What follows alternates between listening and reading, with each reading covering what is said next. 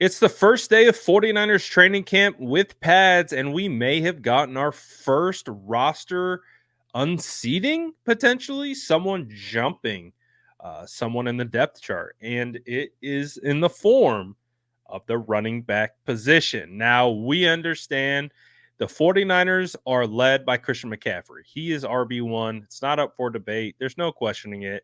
Christian McCaffrey will never lose his job as long as he's healthy and a member of the San Francisco 49ers. It's just not going to happen. We know this. But what we do know is that behind Christian McCaffrey, there has been a battle somewhat percolating between Elijah Mitchell and Jordan Mason.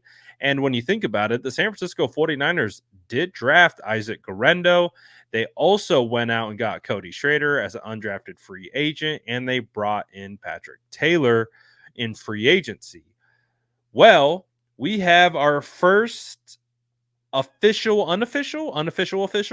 I don't know. It's not official yet, but it does seem like Jordan Mason might have jumped Elijah Mitchell for the RB2 spot behind Christian McCaffrey. Because as we know, Elijah Mitchell has been a kind of lock for that RB2 if he's healthy. And Jordan Mason has just been kind of a special team guy and gets a carry here or there every once in a while, but he hasn't been used. However, whenever training camp comes around, Jordan Mason is hyped quite a bit. And I am one of those people who have been a part of the Jordan Mason hive. And it all started when he was a rookie, when he came in as an undrafted free agent behind third round draft pick Ty Davis Price, who was just drafted. And then just the year before, Trey Sermon, who the 49ers traded up into the third round to select. And they also had JaMycal Hasty on the squad, who was having a strong camp as well. Well, Jordan Mason beat out all three of those guys. None of those guys are on the 49ers roster anymore because of Jordan Mason. And now it appears he has taken another step, this time in front of Elijah Mitchell. And I'll tell you how that has come to fruition. Today was the first day of pads, and Christian McCaffrey was not participating. It looked like to be a schedule rest day. No Nick Bosa, obviously no Trent or Ayuk. Kittle was used very sparingly today. I don't even think he participated in the team period. So, and we know there's issues up front with the 49ers offensive line. So, smart probably by Kyle Shanahan not to put their workhorse running back in potential danger, running behind a rookie and some new guys up front. But it was Jordan Mason who got the first carry of practice today. And the reason why this is significant is because it's typically been Elijah Mitchell who would be the first to get that carry.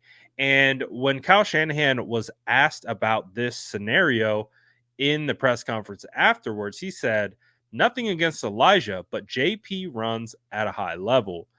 And I mean, it's become almost kind of a running joke on Twitter that Kyle Shanahan just seemingly never says a ton of great things about Jordan Mason, just in the sense of like he likes Elijah and, Jordan has garnered a lot of hype, and we just haven't heard a whole lot from Kyle Shanahan in that regard. So, Twitter does its thing and and has fun with it. Well, this is like the first time that we've oh, I mean, and this is again, it's not to say that Kyle Shanahan has never heaped praise on Jordan Mason. It's a bit of a running joke on Twitter, but again, I think it's significant. I think it signifies that one is a true competition for that RB2 spot, and it might be an indication that Jordan has proven that he can carry that load. Elijah Mitchell did have a fumble during Friday's practice, and, Jordan Mason has been running extremely well.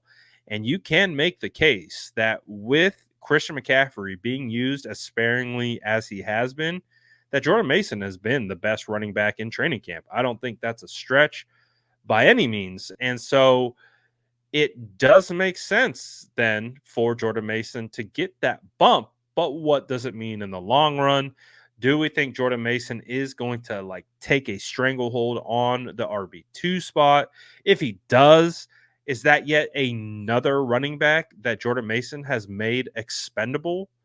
Because he's been knocking them down on his way to the top of the 49ers depth chart. So I don't know. It's going to be very fascinating development, I think, of training camp to just kind of watch this play out because I also do believe that Elijah Mitchell and Jordan Mason are in the final years of their deals, which means they both of them could be potentially trade candidates or extension candidates.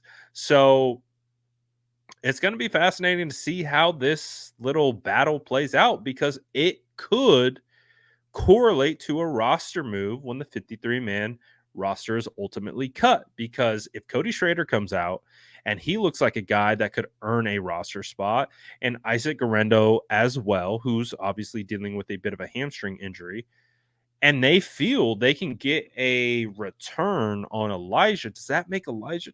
So these are all just things that we think about when it comes to building out rosters and seeing who's taking steps forward, etc., and then what that means from a roster building standpoint. So I think this is going to be a very fascinating thing to monitor. Obviously, I'm high on Jordan Mason. And to be honest, I've been high on Elijah Mitchell.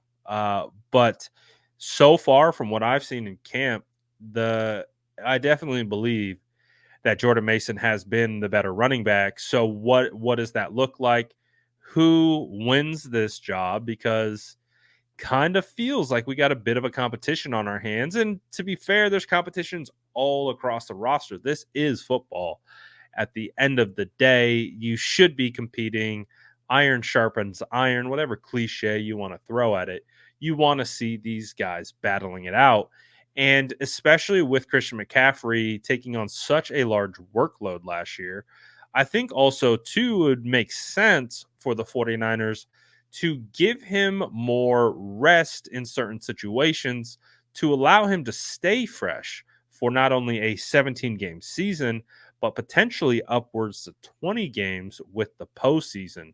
So integrating a backup running back more often could benefit Christian McCaffrey and the offense in the long run. And that just seems like something that's been, you know, Kyle hasn't been ultra willing to take the foot off the, figurative Christian McCaffrey gas pedal.